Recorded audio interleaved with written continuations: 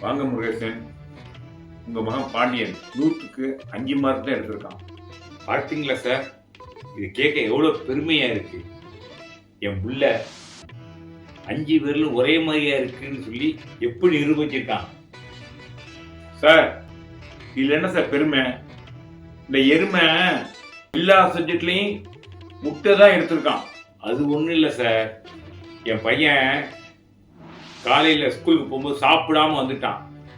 அதுதான் சார் பசியில் பேப்பரில் இருக்கிற எல்லா முட்டையும் சாப்பிட்டுட்டான்.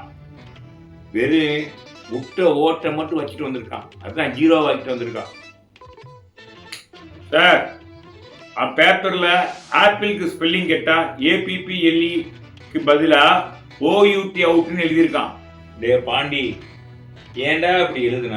இன்னும் என்னப்பா, ஆப்பிள் கிலோ 300 ரூபாய்க்கு விற்கிது. நம்மளால வாங்க முடியாதுங்கிற டீச்சருக்கு தெரியணுமா வேணாமா? சரி சார், அதை விடுங்க.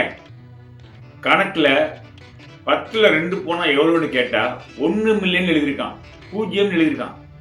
அது கரெக்டு தான் சார். எங்கள் வீட்டில் 10 ஆடு இருந்துச்சு. அதில் 2 ஆட்டை திருடிட்டு போயிட்டான். மிச்சம் 8 ஆடு.